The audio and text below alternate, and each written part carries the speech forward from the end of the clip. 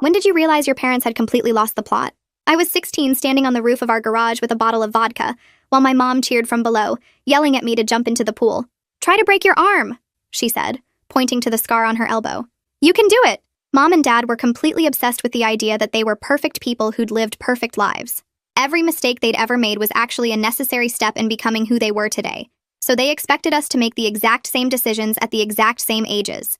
Stupid mistakes, like drunk jumping into a pool, included. When my older brother Adam was born, Dad sat down and wrote out his entire life story year by year like a manual for him to follow. When Adam turned 7, Dad made him start playing baseball even though Adam hated sports, because that's what Dad did. When Adam was 9, Dad made him get in a fight with a kid at school just like he had. He was delighted when Adam got his nose broken because Dad had broken his too, and that's where he developed his fighting spirit and can-do attitude. Mom did the same thing to me and my sister Cece. She had this massive timeline of her life on the wall of her office with photos and journal entries and newspaper clippings. When I turned 13, she sat me down and said, "This is your instruction manual for becoming a woman." I asked what happened if I didn't want to do something she did, and she said, "Then you'll become a worse version of what you could be." And I refused to raise inferior daughters. The tracking started immediately. Mom made me cut my hair into this horrible bob because that's when she got one. I had to quit the soccer team I loved because Mom never played sports. At 14, she made me start smoking cigarettes because she'd started at 14. And even though she quit at 23, she said those 9 years taught her about addiction and self-control. I had to fail algebra on purpose because Mom failed algebra. When I said that was going to ruin my GPA, she said, "I failed algebra and I turned out fine. So clearly failing algebra is part of becoming fine." Adam had it even worse. When he turned 14, Dad dragged him to a tattoo shop and made him get a skull on his shoulder because Dad got one at 14 and now regretted it. Dad said, "You need to experience the regret of a bad tattoo to understand permanent consequences." When Adam was 15, Dad made him total his car on purpose by driving it into a ditch because Dad had done the same thing and said it taught him to respect vehicles.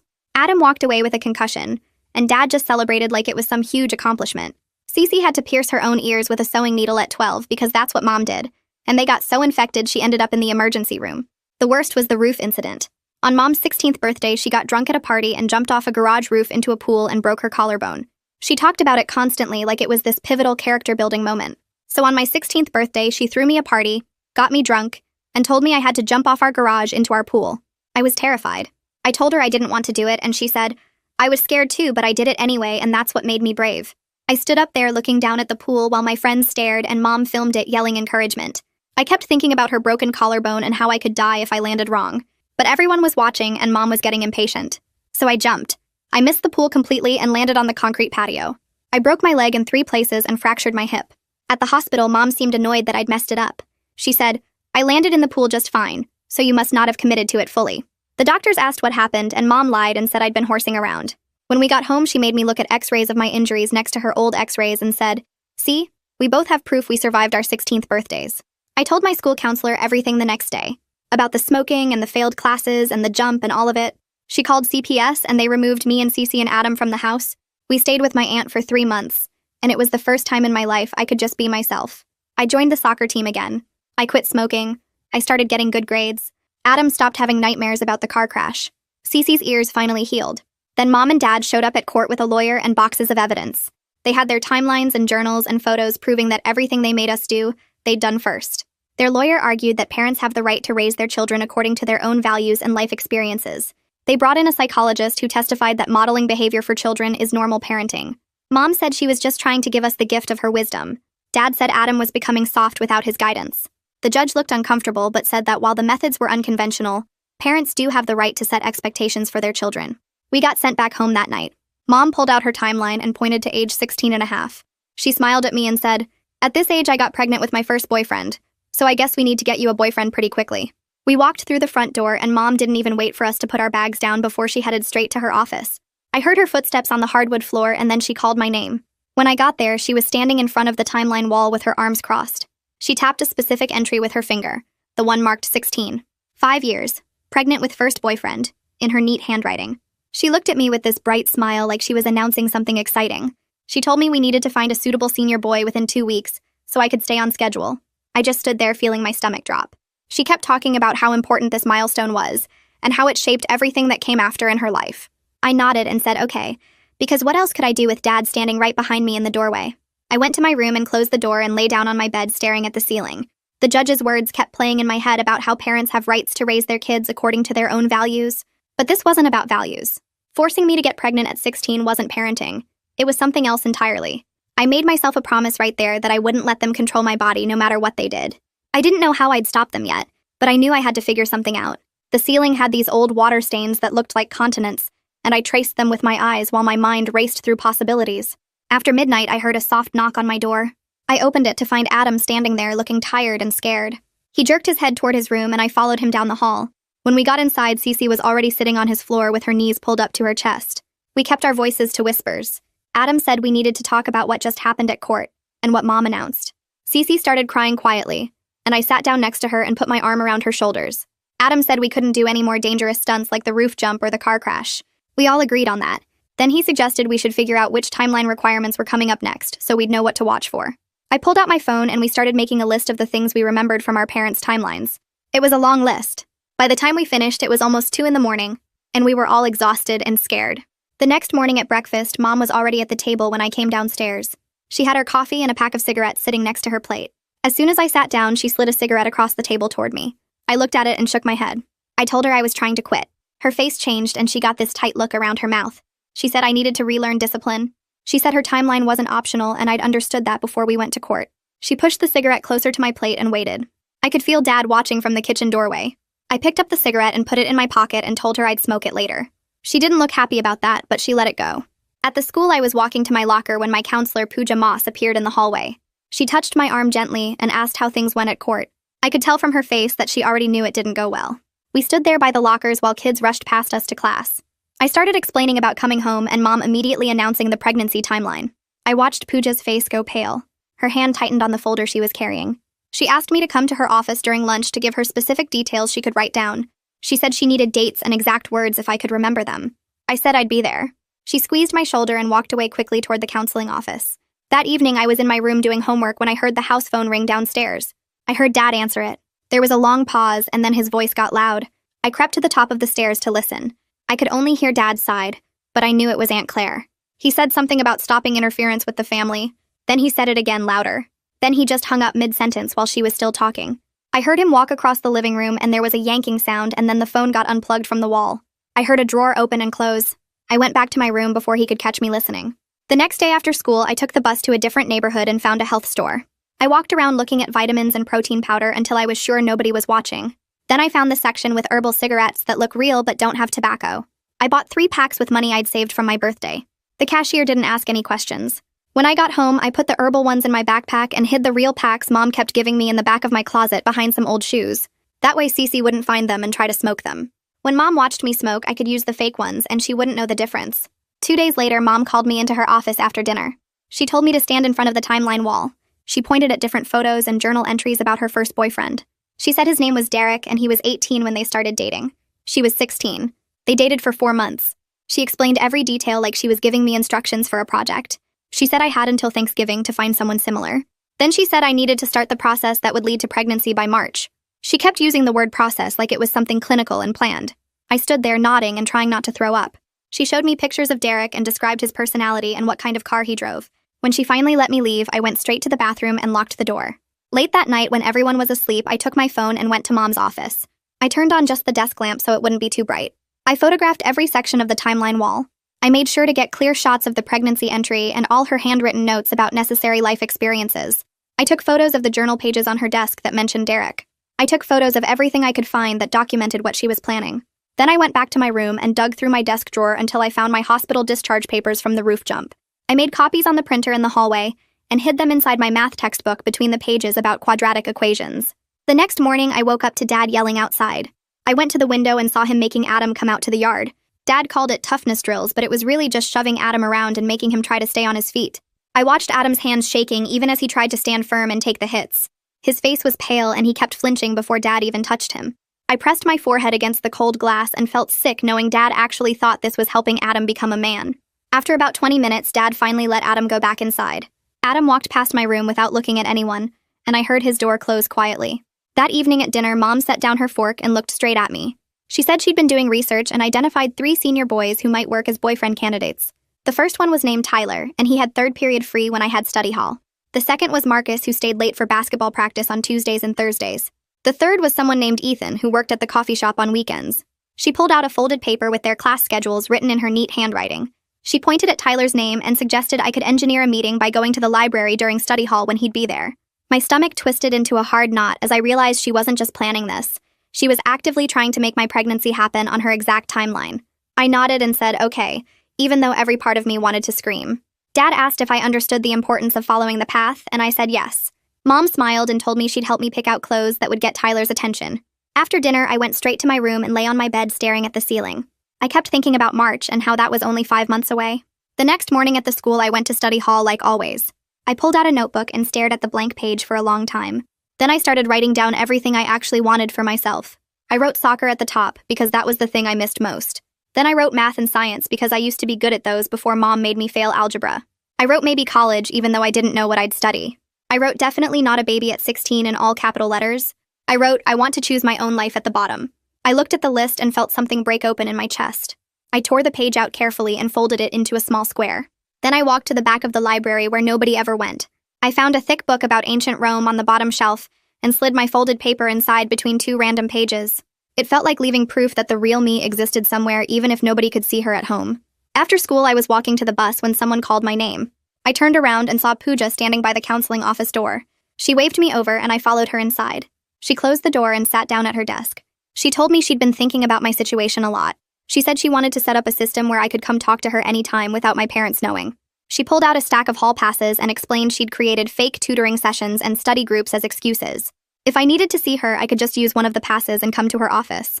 She promised everything I told her would stay private unless there was immediate danger.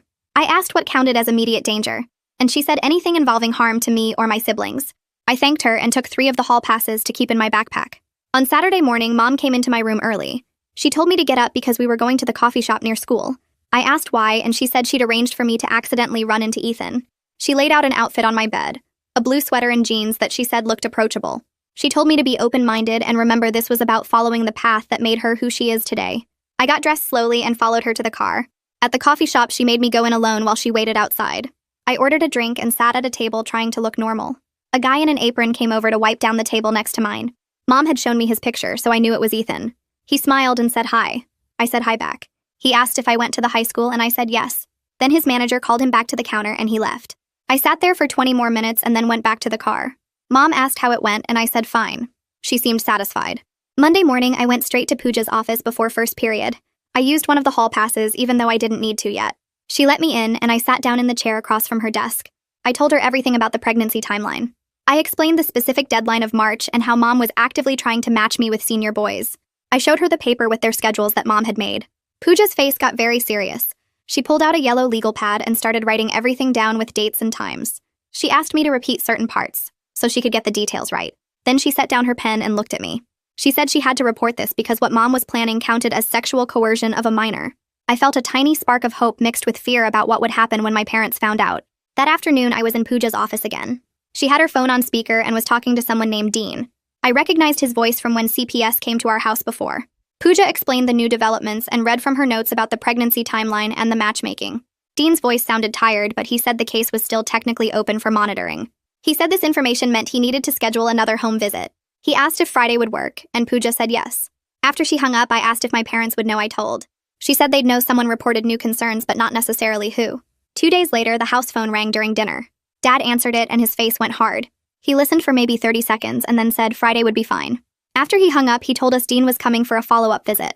Mom immediately stood up and started clearing dishes even though we weren't done eating. She spent the next 2 days cleaning everything. She made me dust her office, including the timeline wall. She made Adam organize the garage. She made Cece clean her room until it looked like nobody lived there. Thursday night, Dad sat us all down in the living room. He made us rehearse what we'd say when Dean came. We had to practice saying we were happy to be home. We had to practice saying we were learning so much from their guidance. We had to practice smiling and acting normal.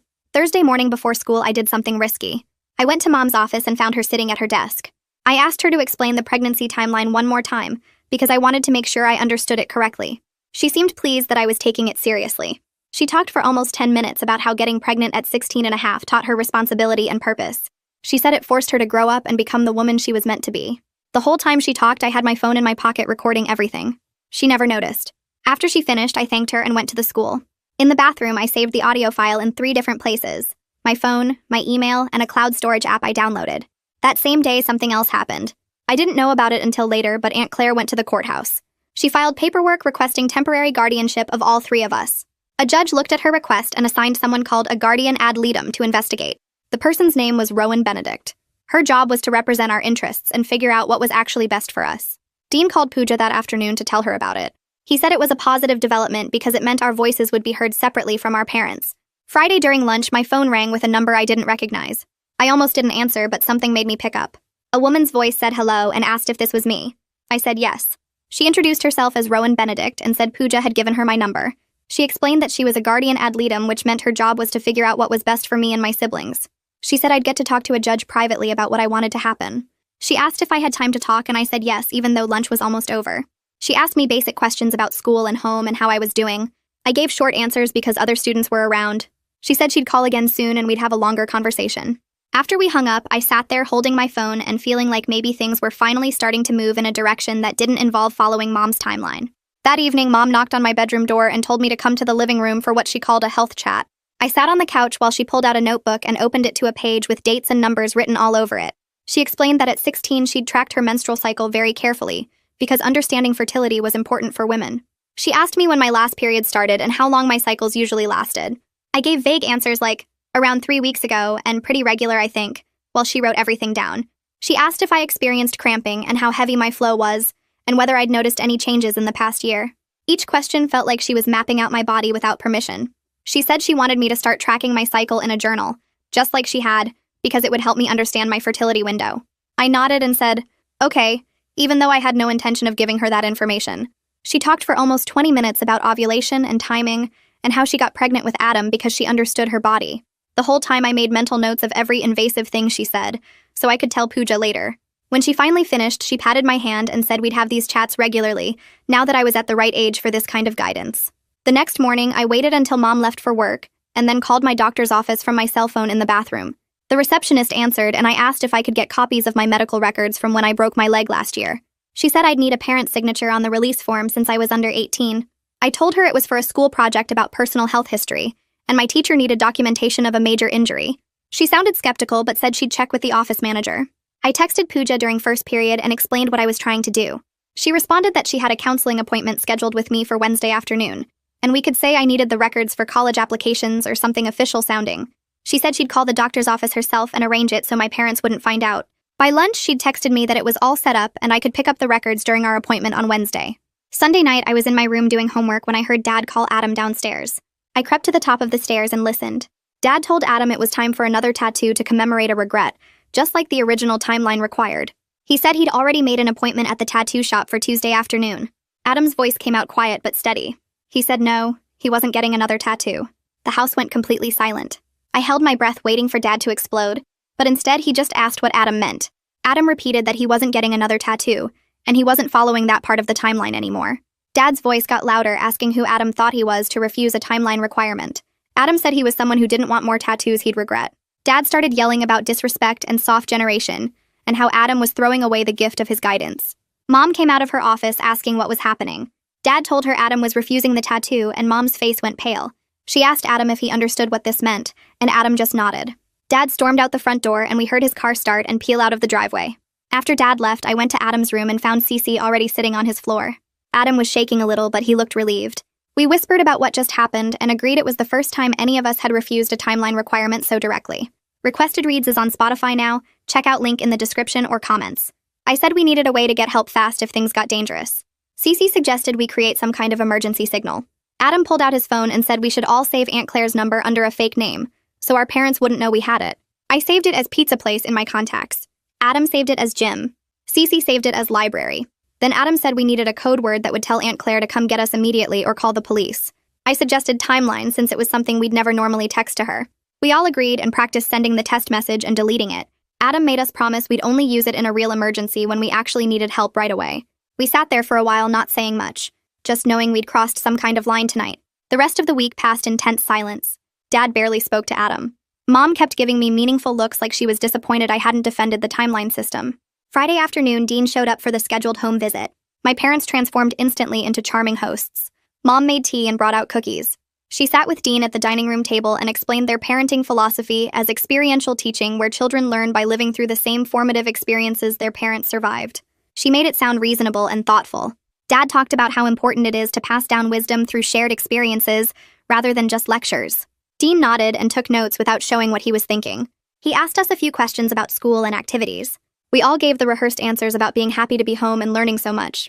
Dean stayed for almost an hour asking gentle questions and observing how we interacted. When he left, he thanked my parents for their time and said he'd file his report within a few days. After Dean's car pulled away, Dad's face changed. He said we hadn't been enthusiastic enough during the visit, and we needed to remember that CPS was looking for reasons to interfere. As punishment, he assigned us timeline chores. Adam had to clean out the garage and organize Dad's old baseball equipment. Cece had to go through Mom's jewelry and polish everything. I had to reorganize Mom's office, including dusting the timeline wall. I went upstairs with a cloth and furniture polish. The timeline wall took up the entire back wall of the office with photos and journal entries and newspaper clippings arranged by year. While I dusted each section, I took photos with my phone, making sure to capture the pregnancy entry and the entries about the roof jump and the cigarettes. Mom's journal from when she was 16 sat on the desk. I flipped through it and found pages where she'd written about getting pregnant and how scared she was, but also how it gave her purpose. I took photos of those pages too. I wrote down quotes in my phone's notes app like, "Getting pregnant at 16. 5 was the making of me." And Derek didn't stay, but the experience taught me everything about sacrifice. I made sure to put everything back exactly how I found it, so she wouldn't know I'd been documenting. Monday morning, I went straight to Pooja's office before first period. She closed the door and pulled out an official form with the school letterhead. She said she was completing a mandated reporter statement focusing specifically on the sexual coercion risk of the pregnancy timeline. She asked me to confirm the details about Mom's deadline and her active matchmaking. I told her everything, including the coffee date Mom tried to arrange and the health chat about fertility. Pooja wrote it all down with exact dates and times. When she finished, she made 2 copies. She gave one to me and told me to keep it somewhere safe where my parents wouldn't find it. She said she was storing the original in a locked cabinet in the counseling office. She explained that this statement would go to CPS and to Rowan, and it would be part of the official record about what was happening in our house. That same week, Aunt Claire was working on something too, though I didn't know all the details until later. She spent days going through papers and files from when we stayed with her. She found Adam's report card from those 3 months showing his grades had improved in every subject. She found the roster from my soccer team proving I'd rejoined. She gathered medical records from Cece's follow-up appointments showing her ear infections had completely cleared up after we left our parents' house. She wrote a statement describing our daily routines at her place, and how we'd thrived with normal rules and freedom to make our own choices. She submitted everything to Rowan as evidence that we did better outside our parents' control. The following Tuesday, Rowan called and asked if she could interview me privately at the school. Pooja arranged for us to use an empty classroom during my free period. Rowan sat across from me at a student desk and said she wanted to hear everything in my own words. I pulled out my phone and played the audio recording of Mom explaining the pregnancy timeline. Rowan listened without interrupting. Then I showed her the photos of the timeline wall with the pregnancy entry clearly visible. I showed her the pictures of Mom's journal entries. I pulled out the hospital discharge papers from the roof jump that showed I'd broken my leg in 3 places and fractured my hip. Rowan looked at everything carefully and asked questions about dates and who was present and exactly what was said. She never looked shocked or horrified, just focused and professional. She took notes and made copies of everything I showed her. When we finished, she thanked me for being so thorough with documentation and said this would all be very important for the judge to see. Wednesday evening, Mom called me into the living room where she was sitting with her planner. She said she'd arranged for me to have coffee with the senior boy on Saturday afternoon at 2 o'clock. She'd already texted his mom to set it up. I felt my stomach drop, but I kept my voice calm.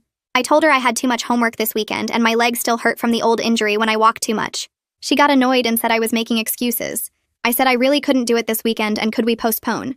She stared at me for a long moment. Finally, she sighed and said fine, we'd reschedule for next weekend, but I needed to take this seriously because the timeline wasn't going to follow itself. Thursday after school, Pooja drove me to a health clinic 2 towns over where nobody would know my family. The building was small and plain with a parking lot half empty. We walked in together and Pooja waited in the lobby while I filled out forms using a fake name for my emergency contact.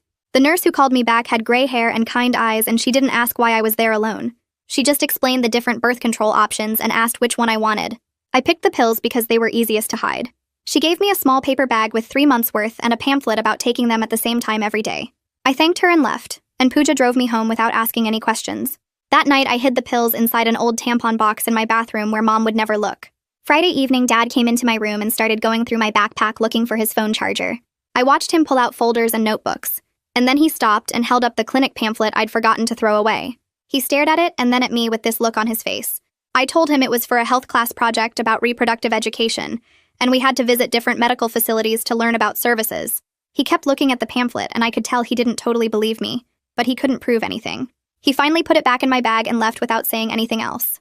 As soon as he was gone, I grabbed all my documentation from my backpack and my closet and my desk. I took the hospital records and the photos of the timeline wall and the audio recordings, and I put everything in a folder. Monday morning before school, I went to my locker and hid the folder behind my textbooks where my parents would never find it. During first period, my phone buzzed, and I saw Rowan's number. I asked to use the bathroom and called her back from the hallway. She explained that she was filing a motion for me to testify in camera, which meant I'd talk to the judge privately in his office without my parents there. She was also requesting interim protective orders that would ban Mom and Dad from making me do dangerous timeline requirements while the case was going on. She said the hearing would probably be scheduled within 2 weeks, and I needed to keep documenting everything. That afternoon, Dad told Adam to drive to the store to pick up groceries. Adam's face went white and he started breathing really fast like he couldn't get enough air. His hands shook so bad he dropped the car keys on the floor. Dad yelled at him to pick them up, and Adam just stood there breathing faster and faster with his whole body shaking. I pulled out my phone and started timing it while writing down everything I saw. The episode lasted 4 minutes before Adam finally calmed down enough to say he couldn't drive. Dad got mad and left to go to the store himself. I saved my notes with the time and date, so there was a record of how the forced car crash still messed Adam up. Tuesday morning, Mom caught me outside without a cigarette. She marched me back inside and made me sit at the kitchen table while she stood over me. She pulled out one of her real cigarette packs and put one in front of me and told me to smoke it right now. I lit it and took a few drags while she watched, and then she finally left. As soon as she was gone, I went outside and switched to my herbal cigarettes for the rest of the day. I kept the real pack she'd given me in my room so Cece wouldn't find it and try to smoke it. Wednesday evening, I was doing homework when I saw Mom posting on social media. She'd uploaded photos of our family doing activities together with a long caption about proud traditions and teaching children through experience. I screenshot everything, including the timestamps and all the comments from her friends saying how wonderful our family was. I sent the screenshots to Pooja, who said she'd forward them to Rowan and Dean. Thursday afternoon, my phone rang, and it was Rowan calling to say she'd filed her motion that morning. The court had scheduled a hearing for the following week. She reminded me I'd get to talk to the judge privately and explain exactly what was happening. She told me to be honest and specific without making anything sound bigger than it was. That night at dinner, Dad announced we were having family time without phones. He made all 3 of us hand over our phones, and he locked them in his desk drawer. I went to bed early and waited until I heard Mom and Dad's bedroom door close. Then I got up and pulled my old phone out from behind the books in my closet. I'd kept it charged just in case. I texted Aunt Claire and Pooja that I was okay, but communication might be hard for a while. Friday morning, someone sent an anonymous tip to the CPS hotline with a clip of my audio recording attached. I didn't know who did it, but I was glad someone had. That afternoon, Dean called the house and I heard Dad answer. Dean said he was doing an unannounced visit the next day. Dad's face got tight and Mom looked worried when he told her. I could tell they were scared about what Dean might find. Saturday afternoon, the doorbell rang and there was Dean standing on our porch without any warning. Mom tried to be friendly and offered him coffee, but he said he needed to see the whole house. She started giving him a tour and tried to skip her office, but Dean said he needed to see every room. He walked into her office and stopped in front of the timeline wall. He stood there for a long time reading all the entries with their dates and descriptions. Mom talked fast, explaining how it was just family history and tradition and a way to preserve memories. Dean didn't say anything. He just kept reading and taking notes, and I watched his face get more serious as he moved down the wall. He wrote notes for 15 minutes straight without saying anything. Then he asked to take photos of the wall, and Mom couldn't really say no. He photographed every section, zoomed in on the pregnancy entry, and took shots of her handwritten notes about necessary life experiences. Mom kept talking faster, trying to explain how it was just family tradition and a way to pass down wisdom, but Dean's face stayed serious and professional. He thanked her for the tour and said he'd be in touch. Then he left without the coffee she'd offered. After he drove away, Mom went straight to her office and closed the door, and I heard her on the phone with their lawyer talking in a low, worried voice. The following Monday morning, Dad woke Adam up early and told him it was time for fight practice. Adam tried to say he had homework, but Dad dragged him outside to the yard where a neighbor boy was already waiting. I watched from my window as Dad made them spar, pushing Adam harder every time he tried to back away.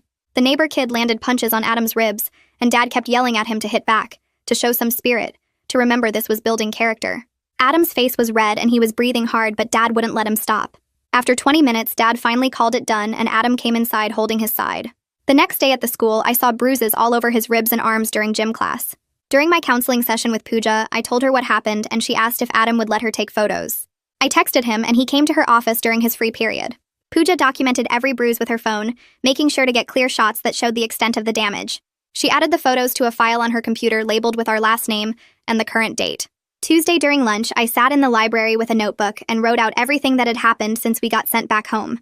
I described the pregnancy timeline, the cigarettes, the fight practice, all of it in detail with specific dates and times. At the end, I wrote that if anything happened to me, I wanted to live with Aunt Claire, and I listed her full name and phone number. I sealed the letter in an envelope and wrote, "Open if something happens to me" on the front in big letters. After lunch, I went to Pooja's office and handed her the envelope. She read what I'd written on the front, and her expression got sad but determined.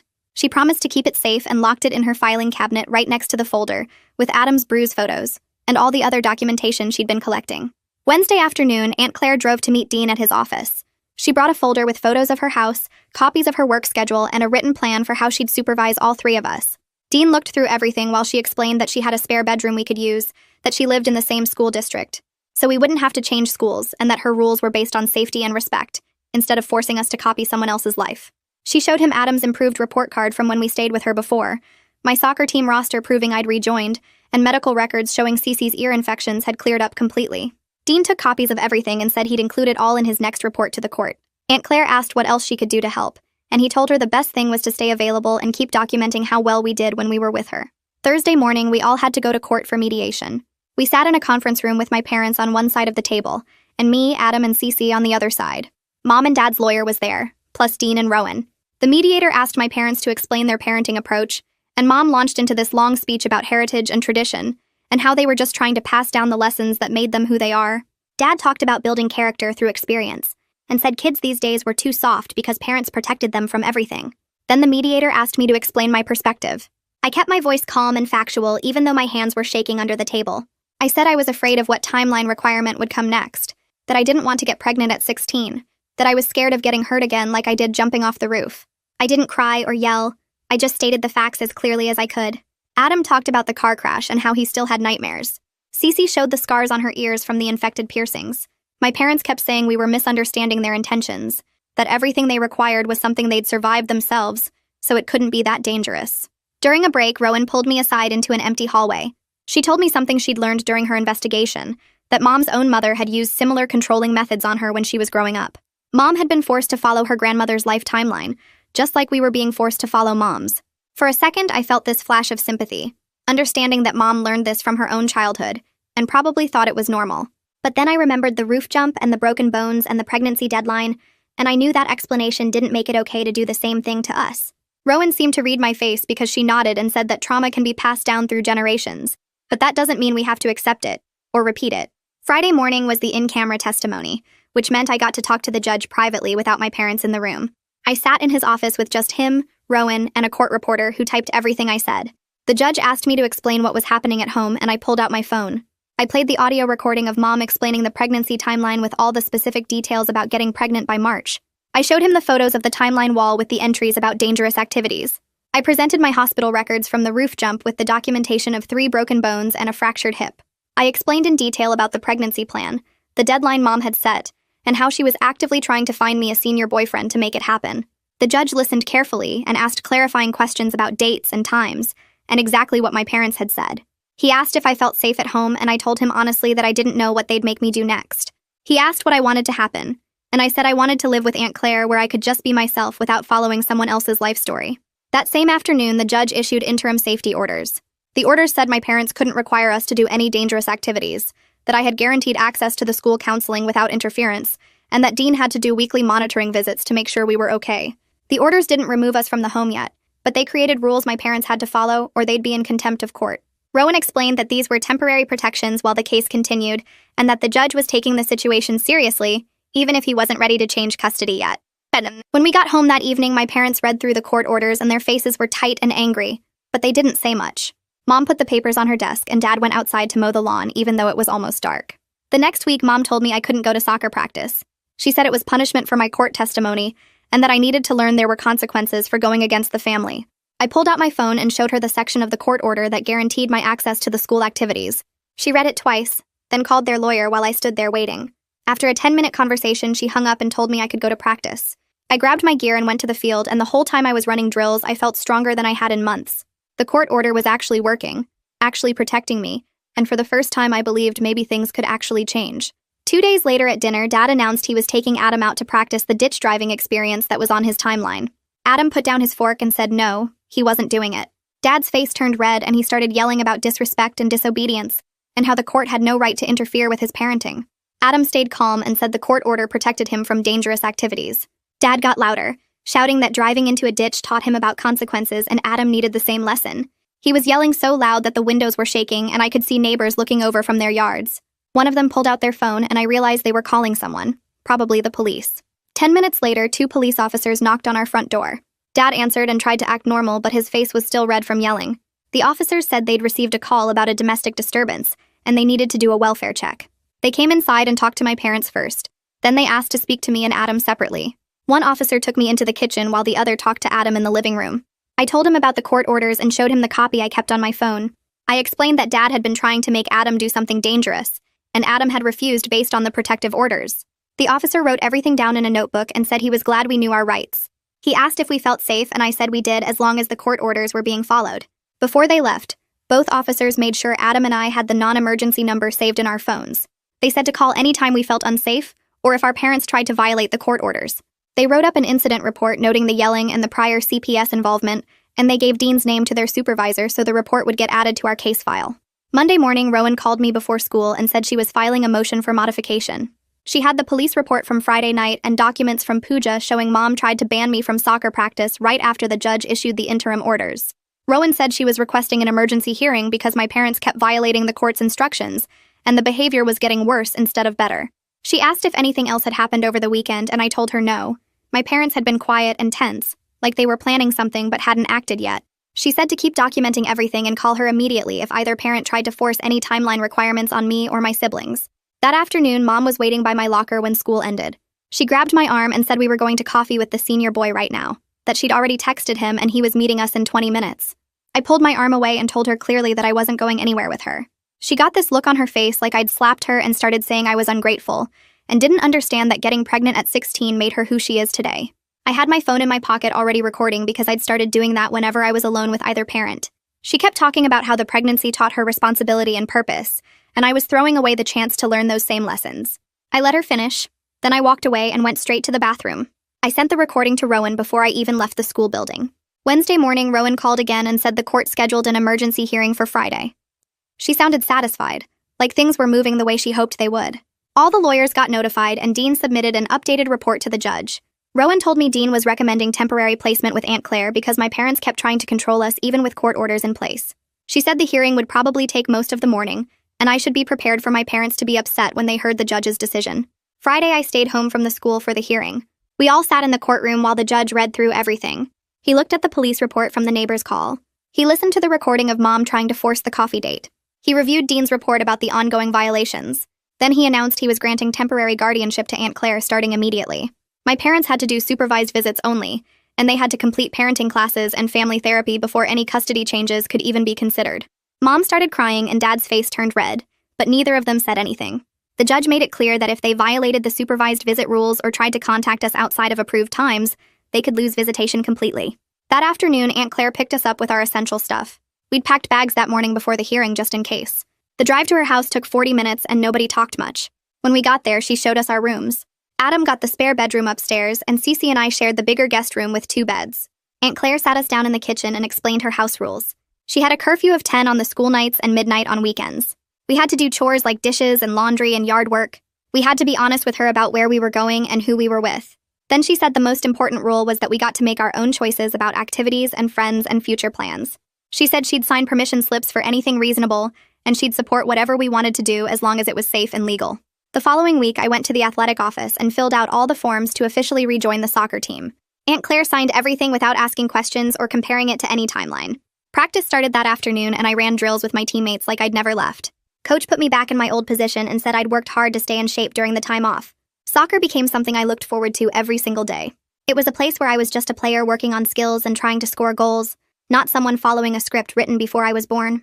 2 weeks later, we had our first supervised visit with Mom and Dad at a family services center.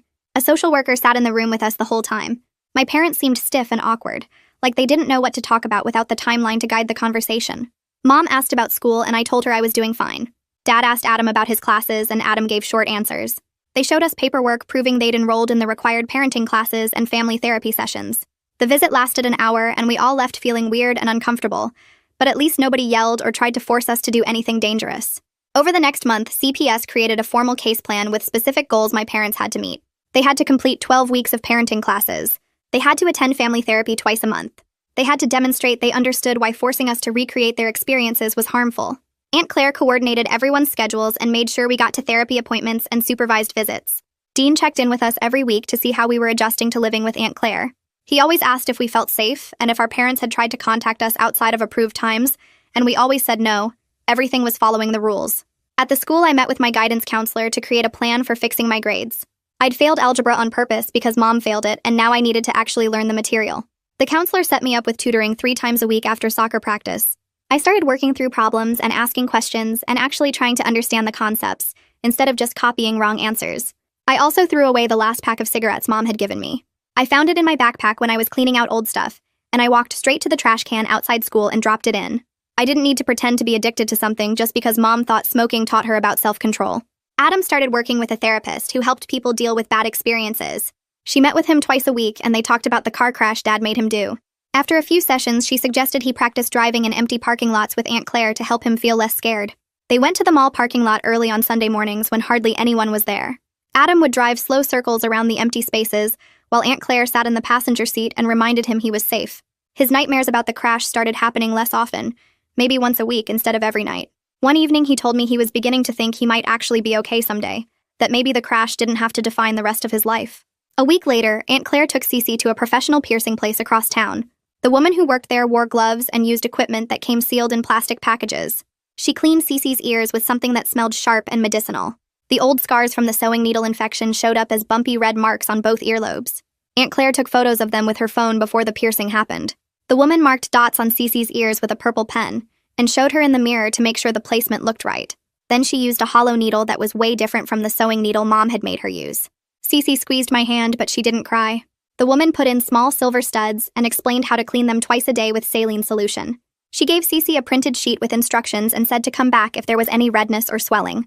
Over the next few weeks, Cece's ears healed perfectly without any infection or problems. The 3-month review hearing happened on a cold morning in November. We all sat in the same courtroom where the judge had granted temporary guardianship to Aunt Claire. Dean submitted a report showing that Mom and Dad had attended all their parenting classes and family therapy sessions. They'd followed all the visit rules and hadn't tried to contact us outside approved times. The judge read through the paperwork and looked at us sitting in the front row. He said guardianship would continue with Aunt Claire for 12 months.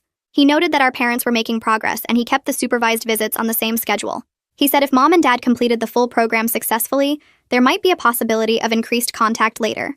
Then he closed the file and moved on to the next case. That night, I was in my room at Aunt Claire's house putting away clean laundry. I found an empty corkboard in the back of the closet behind some old shoes. I carried it to my desk and pinned up a single photo of me at soccer practice. In the picture, I'm smiling and covered in mud, and I look completely like myself. I stared at all the blank space around that one photo, knowing that whatever came next got to be my choice, my timeline, my life. And that's the wrap-up. I always try to turn these stories into something you can actually take away, even in small ways. Hopefully this one gave you a little clarity or motivation. Subscribe so the next one finds you right away.